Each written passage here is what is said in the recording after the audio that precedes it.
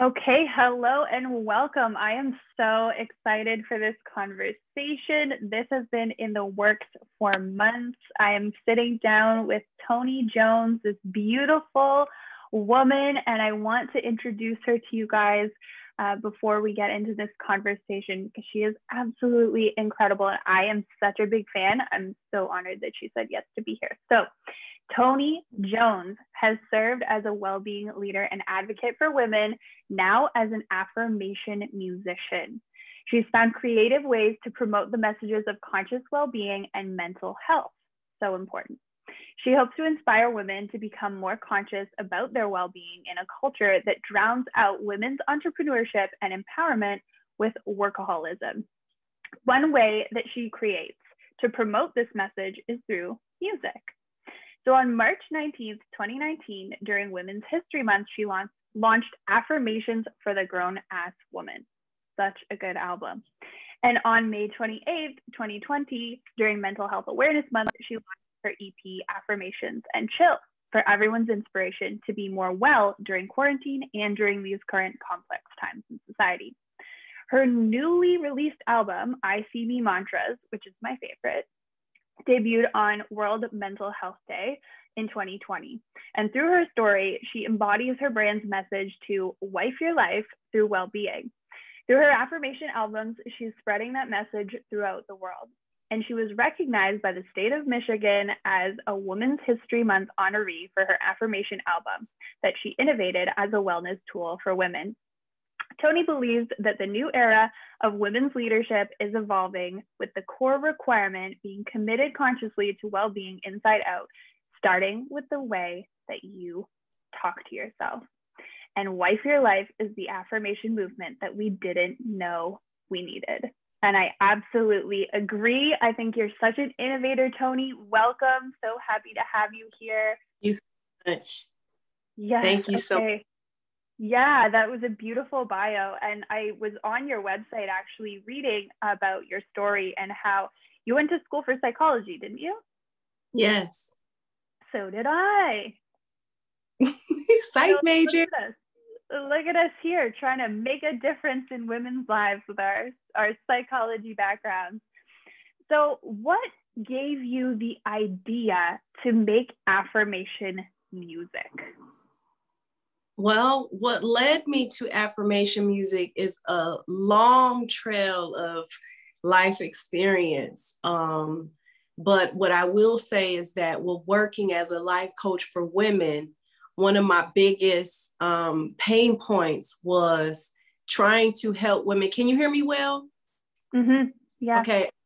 One of my biggest pain points was coming across women who had the limiting belief that they don't have time to put themselves first. So I was doing a lot of the awareness work and emotional work for my clients, which was burning me out because I was holding a lot of space for them to even believe that they can practice well-being and self-care.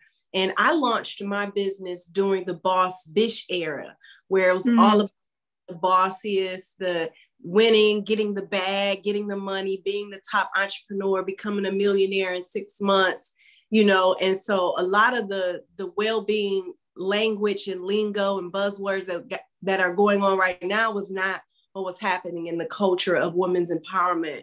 And so I was burning out. And so I just went to my prayer room and just prayed through prayer meditation. I said, God, you have to show me what I can do. I know I'm meant to do this. I'm like, but I can't do it the way that I'm doing. Like everything just felt like work, and I was like, and I love helping women, but this is burning me out.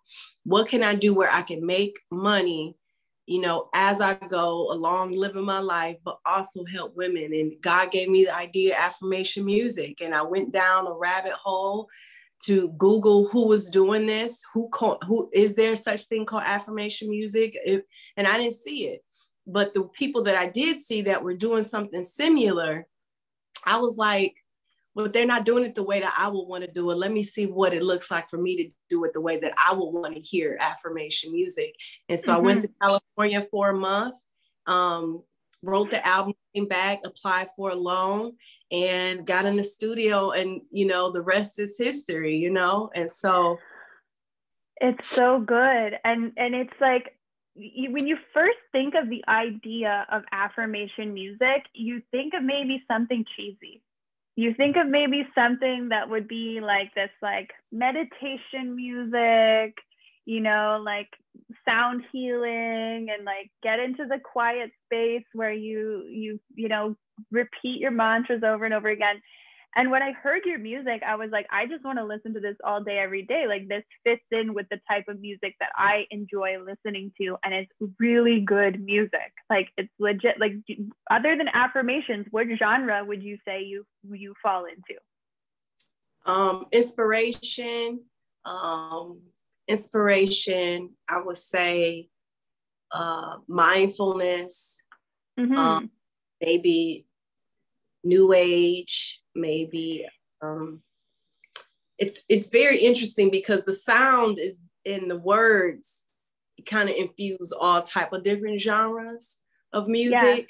But I would definitely say inspiration will probably be the top. Totally. But it feels like hip hop or pop music. Like, this feels like modern music that you would listen to, you know, in your regular Spotify playlist, that is so much more powerful. You know what I mean? Like, I just saw this TikTok video of, you know, whatever the popular song is, and the lyrics are very degrading. I'm not going to say them, but the video, the woman said, why do we have to have music why like this? Why can't we have like positive messages in our music? And that's why your lyrics speak to me on such a deep level. And they just exude this. It's just so obvious to me how much work you've done on yourself. So obvious to me the journey that you've been on. Yeah. And it speaks to me on such a deep level because there's obviously so much knowing there, right? Yeah. So you're coming from a place of experience within yourself, obviously. Yes. And it's such a beautiful thing. Like, we can make the shift, right? We can have music that empowers us, not just on this like boss bitch, I've got money everywhere, you know, level, but also like on a human level, on a soul level, on a self-care level, and still have it be something that you want to hear all day, every day, because it gets you going. It gets you going and you want to dance to it. Like, I get ready in the bathroom to your music and I dance to it. It's so good. It's so good. Yeah. So what part of your journey like inspired your latest album? I know you just put out like a mixtape, but the I See Me Mantras was like the full last album, right? What inspired that album? I See Me Mantras was inspired by my 2019 going into my 2020.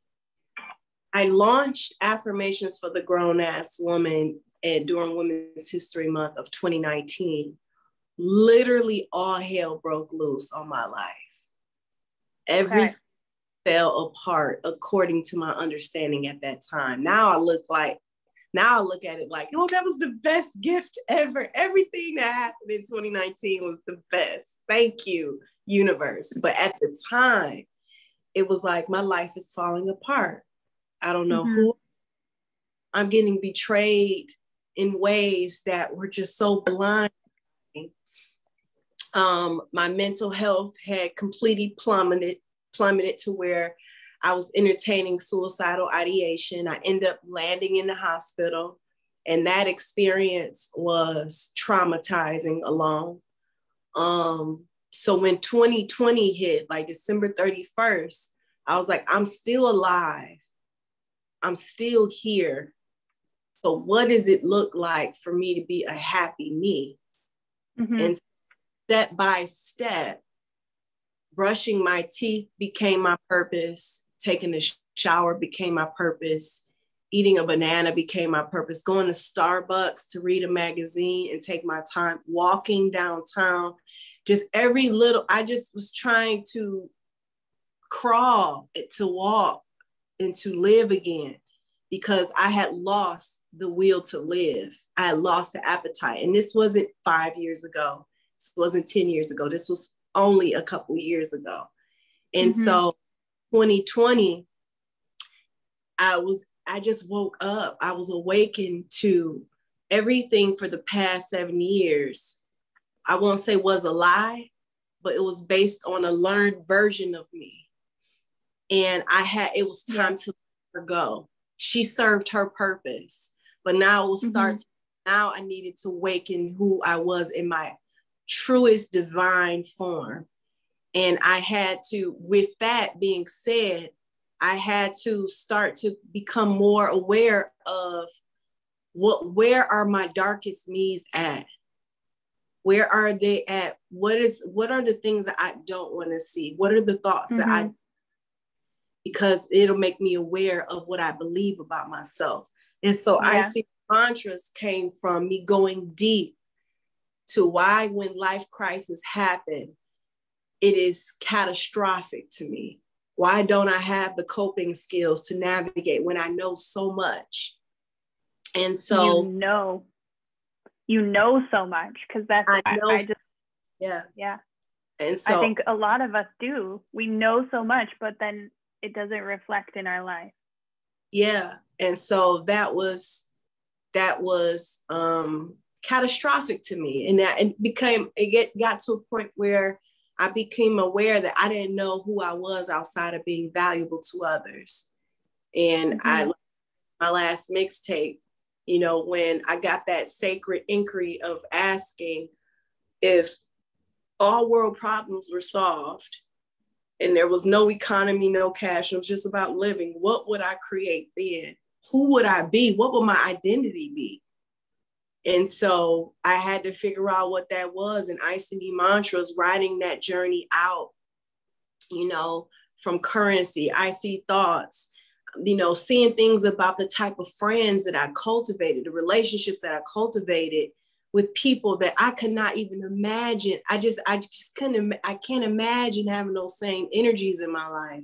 But at that time, they were just only a mere reflection of what I believed about myself. It has nothing to do with, toxic, low vibrational people. It was at that time, I was on a level of frequency of belief about myself to where that I could engage with those energies. And so, I just started to see so many things about money, the disenchantment with social constructs and things like that, and owning my bigness as an expression of divine energy. I see me mantras was my way of giving anthems and affirmations to people to embrace, accept the call, and surrender to who you are, how big of a deal you are. See yourself through the eyes of God, and so that's where that album came from, That's so beautiful. And you've hit on so many points here, and it's manifestation in so many ways, right? And that's what I teach on. And you've said so many beautiful things, like recognizing yourself as this divine being. And for me, in a past version of myself, I would have been listening to this podcast and said, well, that's nice. Like, yeah, of course I'm divine, of course, but I don't feel that way, right? So what would you say to the person who likes the idea of recognizing themselves as a divine, but how do they do that? Well, I think when you want to learn how a computer works, you have to take it apart. You have to look at the parts that make up the computer. So when you want to kind of deconstruct to make up this, final conclusion, like, oh, now I know who I am as a divine being, you have to first look at the parts that make up you, your learned you. And the learned you is just your memory, your mental construct, okay? So you learn who you are as a race, you learn who you are as in class, you learn who you are as beliefs, religious beliefs, personality, the friends, hobbies, and things like that. you have to entertain that you've learned this. This is not who you are, you know, because if all that goes away, the concept of race, the concept of money, the concept then who are you then? So you start to kind of flirt with the idea of this is just who you've learned yourself to be. Now it's time to seek who you really are. How do you seek? You ask questions. I think the point of entry to awakening to your divinity is questions, pure curiosity. Curiosity. You know, who am I without entrepreneurship? Who am I without my racial identity? Who am I? And just be in the confusion and the uncertainty and the weirdness of not having the answers. That curiosity is so powerful because knowledge, books, people will start to magnetize towards you with that curiosity. So I would tell people, start asking those questions. You know, what did you learn about yourself? Like as a woman, I learned to be angry about certain politicians. I learned to be a victim in so many ways. You know what I'm saying? I've learned to be on the past to where I'm constantly thinking I'm oppressed when I'm really enjoying my life this morning. You know, I'm able to make oatmeal and breakfast. I'm a free woman, but I've learned that I should feel oppressed because of my ancestors and so on. So that's hard to let go of that because you're so attached to that identity. You see what I'm saying? It doesn't mean that it doesn't mean that I dishonor that. I has its space, but it does not control my identity and how I perceive myself in the world. So I said a lot, but essentially I would encourage people to just start being curious. It's all baby steps. There is no linear process to awakening to who you are. It's a very messy thing. You know, it's all over the place. But I think that asking questions, actually having a thought partner, a thought ally to unpack those questions, you know, Google's things, but there's nothing like sitting in nature saying, who am I? I am telling you, the guru of all gurus. Okay. That's so grounding. Absolutely. Absolutely. That's so beautiful. I think everything you've said is just so true, because the way that I speak on it is that our physical reality that we're currently experiencing is created by a past version of ourselves. Right. So when we look around and we see everything that's in our life right now, you have the opportunity in that very moment to start crafting something different, because it's not based on who you are in this moment. Can be you can be a different person in the next moment if you choose to change the way that you perceive yourself. Right. So if you choose to perceive yourself as connected to something bigger, and all of these little details about who you are, like in air quotes, like who you are, those are details. But the truth is, like, you're actually something so much bigger. And then that can be the main thing you focus on, right? That can be the main thing. And then when you start to focus on that, all of those details they inevitably start to change and shift, right? Yeah. And that's the journey. And it's such good advice. And the curiosity piece is so important because it keeps you in the playful energy of not taking everything too seriously, and not getting so bogged down and caught up in like the what you're moving away from, right? Yeah.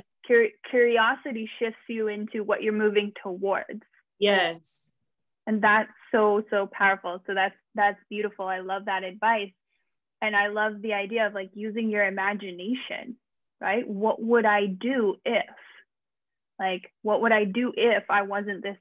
What I love what you said about, you know, if everything in the world, I can't remember exactly what you said, but you said something like, if everything in the world was great, if all my problems were gone, like what would I do? If all world problems were solved, you would have to go back to, okay, what makes me happy? Like, what would I love to do? What would excite me about life? And that ultimately is your purpose, because when you operate in that purpose of being well and feeding your life, you save your world, you save your life. And then you watch how that inspires others. You watch how it changes others people's lives. They are watching you. They're experiencing you save your life by always grounding yourself. Am I well? You know, does this make me feel good? Do I feel alive? You know, do I connect it to this commitment? You know, and so when you do that, you can't help but shine your light to where it inspires others to do the same. Yeah, where you're most lit up, where you're most excited, where you're most turned on. And that energy, that vibration is just infectious. It's like the best type of you know, infection is like to like get hooked onto somebody else's good energy. And that's super duper beautiful. And my next question for you is, okay, affirmations. There was a period of time where I did not like affirmations. I was like, that is BS. It doesn't work. I tried it. I don't believe the things I'm saying to myself. It doesn't matter how many times I look in the mirror and say I'm enough. I don't feel anything. You know, I don't like this. It just creates cognitive dissonance for me. And you know this like term, but cognitive dissonance, for any of those who don't know what that is like it creates this tension inside of you because what you're saying doesn't match up with what you believe, right? So there's like a friction and tension. So what would you say to people who have not yet discovered the true power behind affirmations? Because now I'm in a totally different state with them and I love them. I've got post-it notes everywhere with all my affirmations. But what would you say to the person listening that doesn't understand the affirmation thing? How does it work? Well, we have to understand the science of words, the power of them. There is a study by Dr. Emoto where he has a lot of research in I can't even call it theory. It's more so research and study around the power of words and intention and vibration. And so once you see in logical form that words do hold power to shape worlds, then you have to understand, what have you been shaping with your words? You know, think about how you talk about yourself. Think about how you talk about society, the government, religion, God, your children, you losing weight, the way you talk about men, the way you talk about money, the way you talk about that job, the way you talk about celebrities, and just pay attention to the vibration of your life. You know what I'm saying? We're always talking about how you can't lose weight. Do you lose weight? No. So you're constantly manifesting what you say. If your husband you and you're always talking to your girls about how he annoys you, your dad didn't do this, whatever, does he continue to do it? Yes. You know what I'm saying? So I'm not saying you are completely controlling everyone in your world through your words, but how you feel about your life matters, or how you experience it and what you manifest and how you see it. You know what I'm saying? It's funny how you can generate a certain type of energy of thought and emotion to where even if your husband does annoy you, it doesn't trigger you the way it used to, because you shifted that energy. You know what I'm saying? And so, and then the way you engage with him. So you could potentially mindful, without even consciously changing him, you influence his mindfulness about what he did that he used to annoy you with. You know what I'm saying? So because your perception of him changed. Your perception of him changed, which influences him and saying, well, hey, she doesn't respond the way, she doesn't react the way that she used to, whatever, you know, so that makes change, you know. But essentially my point is that when it comes to enrolling into believing that affirmations is powerful, you first have to be kind to the way that your brain has been conditioned. Our brains have been conditioned to buy into logic. Okay. So you have to. So where's the logic behind affirmations? Okay, we have Dr. Emoto. He done a logical process, you know, he had a philosophy and an understanding, a hypothesis, and he tested that out through a logical sequence and came out with that words are powerful. Words influence, intentions and vibrations influence us. And so that's kind to the mind, because our mind has been conditioned to only interact in this plane. So you talk about, you can't see words, you can't see emotions, you can't see intention and thought. All we have is action in this realm. So when you talk about things that are in another realm of our dimensional existence, we have to be kind to our minds and actually educate ourselves. Then start with little things like, I'm going to, this is baby steps. So then you do things like, I'm going to manifest everywhere I park today. I'm going to find a parking spot. This week, someone's going to give me a free cup of coffee or tea. You know what I'm saying? Start with little things and just watch. I'm going to look for the color blue. Color blue is going to show up for me all week. I want to see it and just watch it. Watch how you are excited in expectation and not like, man, the color blue ain't going to come this week. Like, you're not doing that. You actually want to see, but you're not attached to seeing it. You're just excited to see it. But when you're attached to something, that's when fear and doubt and scare, all of that comes up. And, so you have to be kind to where you're at. What level are you at as far as your belief in words? Totally. And there's a book by, I believe her last name is Prout, but there's a book where the 10 or 7 experience that prove your thoughts create your reality, but it's called E square, like E2. Like E square. Oh yeah. I've heard of it. Yeah.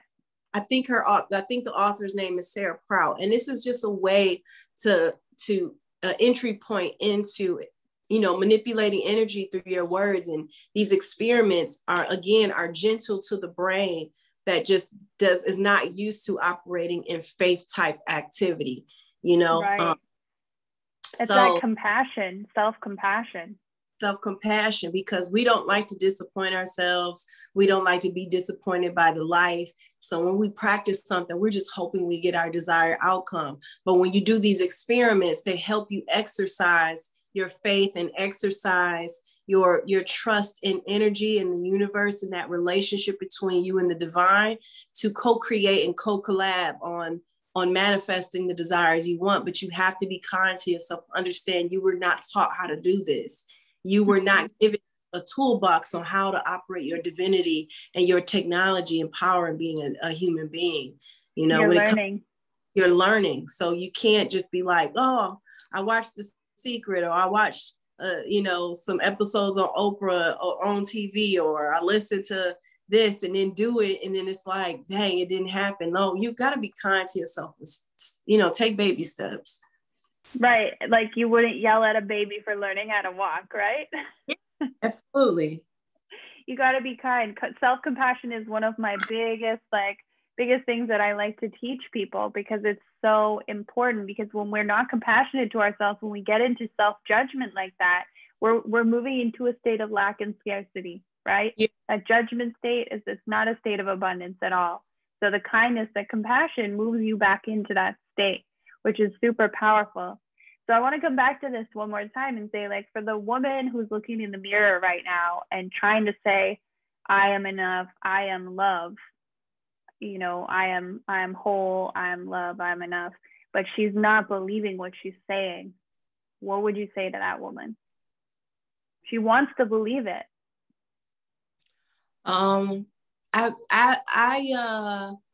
I will pay attention to her body. I would tell her to pay attention to her body and pay attention to nature, because nature in your body will teach you enoughness. What do I mean by that? When you scar yourself, you get a paper cut, or when you go to bed at night, your body doesn't need your work to do that. Like, it heals on its own. You get a paper cut, it's going to heal itself. It didn't need air. It didn't need your intention. It didn't need you eating right.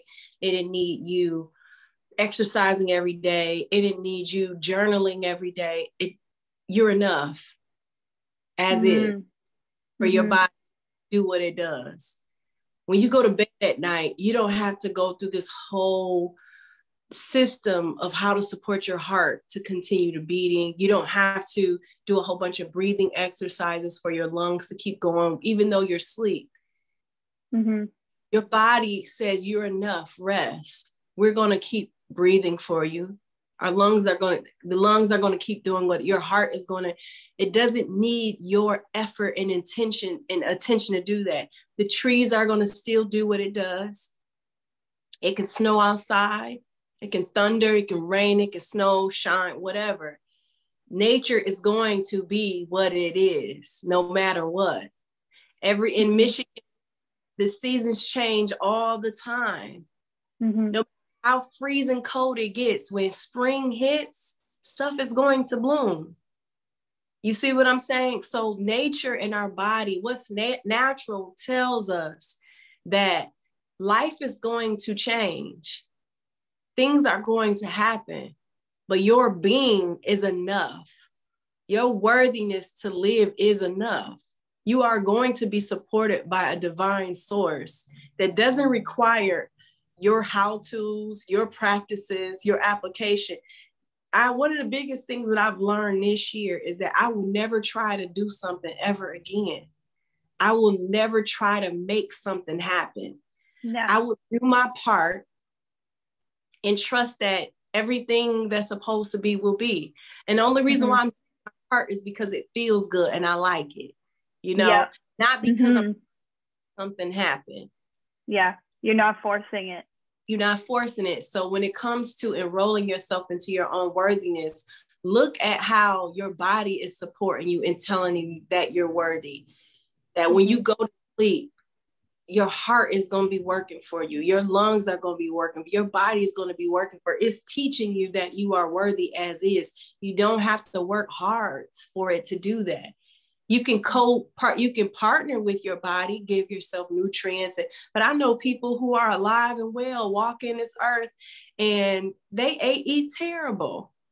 They smoke, and their body's still going for them, know? And so I think gentle reminder. And I also think a practice that women can start doing is gratitude, a gratitude practice. What are you grateful for? It edifies self-esteem and your own self-perception, how you perceive yourself. And so, I can give a lot to that answer, to that question, because that's been a class that I've been working on intentionally for the past several years.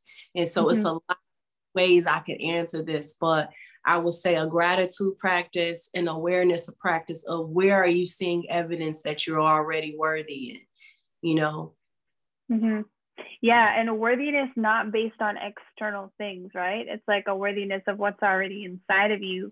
And you have that innate intelligence. You have the divine intelligence of your body. Yet that's absolutely beautiful to tap into that and to watch it like you are a universe in and of yourself, just your physical existence, and applying that even further into like the things you can't see about yourself, or like the energetic parts of yourself. So even if you're looking in the mirror and you're not feeling it, but just allowing yourself to be, accepting yourself, and knowing that if you keep shifting into these energies of gratitude and intention to move in the direction of love, that inevitably that innate intelligence and divine intelligence will help you in that quote unquote like healing process of getting to the belief, and it will happen. So you don't need to do all the forcing things. You don't need to like get into some crazy routine of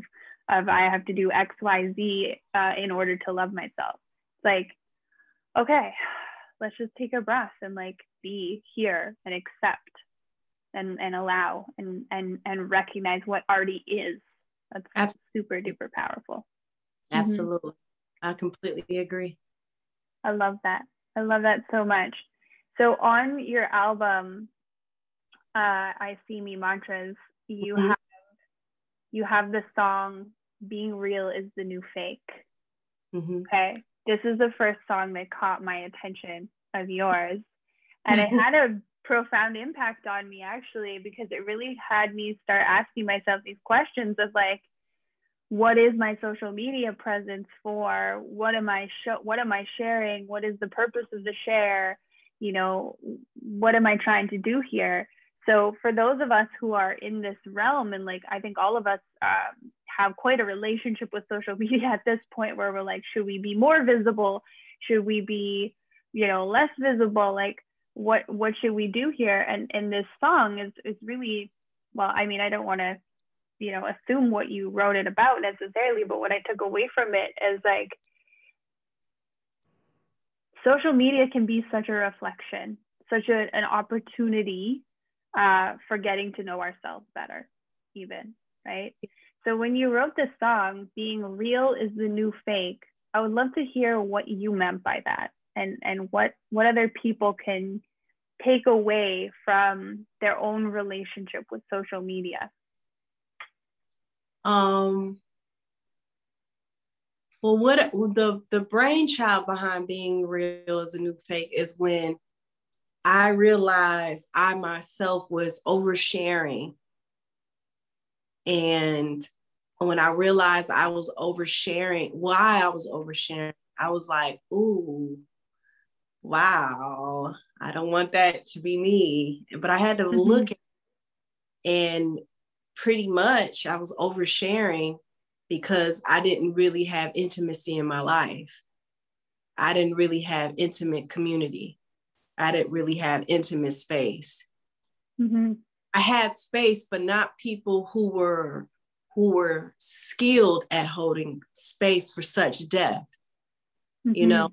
And so I found myself a lot of times alone. And so social media was that outlet for connection and for space. And so the way that I did that was oversharing, you know, overexpressing, processing internal things online, you know. And I do believe that there are appropriate times to do that, but I don't think that you should do that, you know, constantly. I don't think that you should do that as a sales pitch, you know. And I was using the space that I did not have in my own personal life and projecting that onto an audience that really I don't really know like that. That really, you know, and so I do it now differently, you know, but I think that people can take that song and see what comes up for them. And that is exactly what they need to learn to see. But essentially, just my personal experience of seeing why I was doing what I was doing, and what was my intention, what was my secret contract that I was making with the social media world. And, you know, getting that like, getting that share, getting that feedback, I was like, that's not me, but this is the energy that's of this world, and it preys upon whatever deficit you have in your personal life. And so it's designed to psychologically capture you, you know, very intentional. The way that social media is set up is very intentional to influence your psychology. The research that goes into the way something sounds when you press something, you know, the way it feels, like how many times you need to, like the double click and all of these other things. Like it's very interesting how much science and research that goes into the brain, like swiping things. Like this is something that's more geared. The research is, it's when you're doing this, emotion, when you're scrolling, that's women psychologically, that was designed to capture women. There's something about this that captures the brain of women to where we become addicted to it. And so again, like we have to understand that these platforms are not just, you know, they have pros and cons, you know, and so we have to, because of that, we have to be mindful of our use and how it preys upon our own psychology and deficits in our life. Mm-hmm. Yeah. So listening to that song, I see, the song Being Real is the New Fake. If you go and listen to that song, you can find Toni's work on Spotify, by the way. It's very accessible. Or what other platforms do people commonly find your music? YouTube, Spotify, Apple Music. They can go to my web, Instagram. I want to add one more thing. That song Being Real is the New Fake. When I mentioned the oversharing and the power of psychology and how influences our the power of social work and influence, not social work, social media and how it influences our psychology. Being real is the new fake really has everything to do with like us being so real we want to be so real, like with people that we overshare or we, you know what I'm saying? Yeah. It's a marketing tool, like, you know. I that's why that song resonated with me so much, because I was doing the same thing. Like I came from a childhood, and not just childhood, but like, you know, a family situation with a lot of abuse and a lot of mental health issues and a lot of substance problems and like just all of this stuff. And so I always felt I was meant to share my story, but I was doing so in a way that I was actually processing my own trauma through it, right? In a way that like I could probably do that with a therapist, you know, right? So it really had me looking at it like, oh, okay, how much is actually helpful to share here? And how much am I actually sharing for somebody else to be inspired by? And how much am I actually sharing for my own, you know, healing purposes or validation seeking or whatever it is? So that was very interesting. I'd never heard anybody ever present it that way before, where I was like, okay, like there's nothing wrong with sharing, really, there's nothing wrong with sharing, but it's really about what's your intention behind sharing. Yeah. Why are you sharing, right? It's like, I thought I was like, oh, I'm so courageous, look at me sharing, you know, but and then, you know, why was I doing it? It was very, very powerful for me to ask myself those questions. And then the other song that I wanted to bring up was Womaning in Silence. Love that one too. So I'd love to have you speak on that one as well a little bit before we end up or close off here. So Womaning in Silence, it just feels like the energy of that song just feels so sacred to me. It just feels like, okay, this is how you nurture yourself. Yeah. This is how you connect with you, right? Yes. So can you speak a little bit more on how that song came to be and like what it means for you? Yeah, Womaning in Silence came from putting down the mic. You know, it wasn't just solitude that I had to go into at the end of 2019 and in 2020. It was just keeping things private and like honoring my process as though it is a precious process. Just like, you know, when you have a child, not everybody is gonna, like when you find out you're pregnant, not everybody's gonna know you're pregnant. There's nothing showing. There's a quiet time of growth that's happening in the darkness of your womb.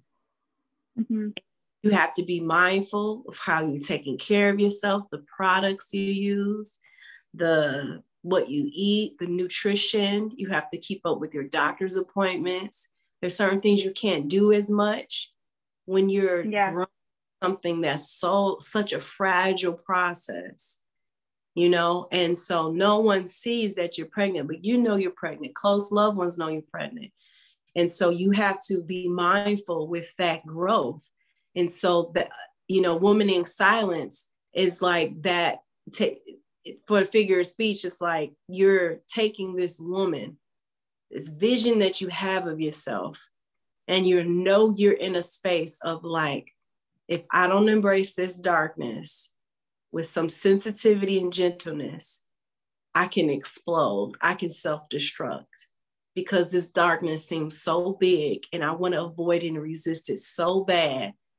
And I want to lean into someone else helping me, but I'm the one. I'm the one called to me to be the one that chooses me and saves me.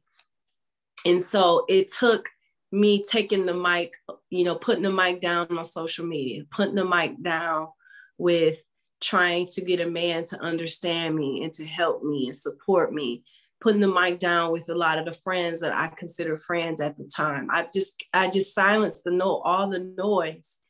And I was like, this is where my beauty is cultivated. This is where my shiny self is, you know what I'm saying? To where when people see me, they're like, oh my God, I didn't know. Wow. And it's like, but they don't know the quiet parts, the things that you were doing in your own private closet to get to your most beautiful self, your core self. And so womaning silence has everything to do with getting quiet, getting still, watching the noise, calming down the noise, self-soothing, learning how to cope, to where when it's time to pick up the mic again, you're not faded by all the attention. You're not faded by anything because, at the end of the day, you get to go back to your peace. You get to go back to because you're not attached to getting validation from the world. All you want to do is just keep you, how you just endured that solitude, that darkness. You're so proud of yourself that you don't ever want to lose you again. And so womaning, again, like I can't repeat this enough. It's just that space and time where you're fostering yourself in that darkness, in that quiet space, in that silent space within yourself. Yeah. And it's really like, that's where you start to realize and recognize that you are in fact divine. And that you have this sovereignty of like, you get to choose, you get to go in, you hold the responsibility as well, right? Absolutely. And it's sacred, it's beautiful, it's tender, it's just all of these different things. And it's that song, definitely go and listen to that song. It's just such a good one. They all are, like the whole album, just play the whole album, listen to all the songs, all of Toni's work. And as my last question for you, even though I would love to talk about every single song and all of the lyrics, because I'm amazed. As I listen to it, I'm like, wow, I love this topic. I love this idea. I love this topic. I love this idea, because there's so much in there. So much good stuff. Could talk to you all day, really. Would love to meet you in person someday. You're not too far. I'm in Toronto and you're in Michigan, right? Not too far, but who knows what the universe can bring. So my last question for you is, what are you currently manifesting? What am I currently manifesting?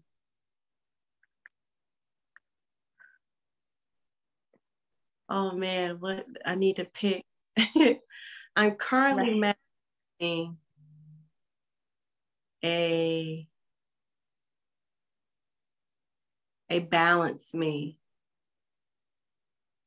I'm manifesting a woman that is balanced within myself. What I'm manifesting. And what is balance to you? I'd love to hear your perspective on that. Balance to me is where movement and stillness can coexist.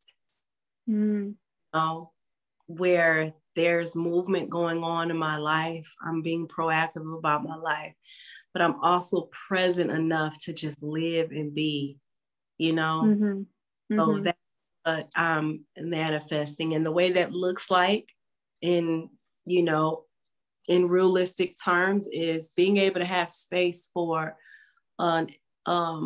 a life that is growing and expanding, a career that's expanding and growing into the world, which brings on more responsibility, but also space and time to enjoy life and have fun and say no to big opportunities if need be, to make time for the man I love, for the friends I enjoy, that I can be proactive about creating a life I want and owning those responsibilities, but also, you know, my lifestyle has space for living, that I don't have to, everyone does it where it's just like, oh, I gotta work.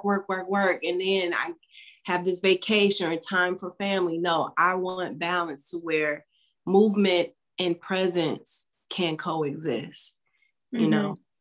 I love that. Yeah, that's something that I always am trying to do too. And my word for 2021 was, my expression was look up. And at the beginning of the podcast, or before we started recording, I showed you the ceiling in my office, which is, I painted coral because I wanted this reminder to look up. And that's exactly what it means to be as presence.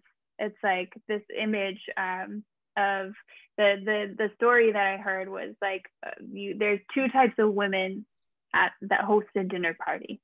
There's the woman who is constantly like fussing over the details, fixing everybody's cutlery and in the kitchen, and, you know, always like frazzled about the next thing she has to do. And she never actually ends up sitting down to her own dinner party because she's back and forth so many times doing this and this and that. And she doesn't let anyone help her and blah, blah, blah, blah, blah. And her head's always down. And then there's a woman who's there and she's looking up. And she's available for pleasure at her own party. And so that is it. It's like, you can still throw the party. You can still host an awesome party and have all the things and have everyone have a good time. And you also can have a good time at your own party if you just decide to start looking up and being okay with it being a little bit messy. Like, it doesn't have to be like this perfect idea of how everything's supposed to go all the time. So I love that you said that too, because that aligns very well with the way I'm trying to live my life as well, like carving out and putting it into your schedule and in your life. Like, no, these are sacred spaces for me, my family, myself, self-care, and all of that. So to find you, because everybody's going to go and look you up now, where can everybody come and find you? They can go to my website, IamToniJones.com. That's Toni with the A. I have my YouTube on there, my merch, my membership. I also have, what else do I have on there? My mixtape that's not on all streaming platforms. It's just on YouTube and Bandcamp. Yeah, so you can go to my website, IamToniJones.com. But the biggest ask I ask is everyone to follow, subscribe, and like my YouTube page. Okay, YouTube. I have some amazing new content on the way, so I would love for you all to like grab that and just stay tuned through my YouTube channel. Okay, I am going to YouTube right now, and I'll put everything in the show notes, of course. So that is absolutely fabulous and wonderful. And tell us a little bit before we just wrap up here about your membership, because I'm curious to know what is your membership about? So Wife Your Life membership is a VIP space, stands for very intentional person. And it's for women who are intentional about, you know, changing the way they talk to themselves. And so this is more of a community space where we unpack each song of the albums. Right now, we just got into F Boys, Our Tools of Enlightenment. We just got into that conversation yesterday. It's not curriculum based. It's not going to be a whole bunch of PDFs and homework. Instead of lessons, there are conversations and questions that we ask. We go over the lyrics. I share all the lyrics to the albums through this membership, and we do journal prompts. You know, that's what I share every Friday is all these prompts. And then on Mondays, we have our affirmation meditation where we actually have 1 hour where I'm actually doing impromptu affirmations while we're meditating to some music. And then on Wednesdays is when we congregate for 2 hours online through Zoom and talk about the music. So each song gets a space or class, if you will, and gather and talk about where you found the music, what's my philosophy when I wrote this song, where was I at, and then I facilitate dialogue around the topic of what this music is addressing. And so the membership is really just for people who like really want to change the way they talk to themselves and practice the music more closely. So. Oh, that is awesome. I love that. I'm going to go check that out myself too. Okay. Yeah. Thank you so much for this, Toni. It has been an absolute pleasure. I feel so honored that you said yes to being here, and I appreciate your time. I'm so grateful for you. So thank you so much for being on. Thank you. Okay. And I hope to talk to you again soon. Okay. Thank you. Okay. Bye.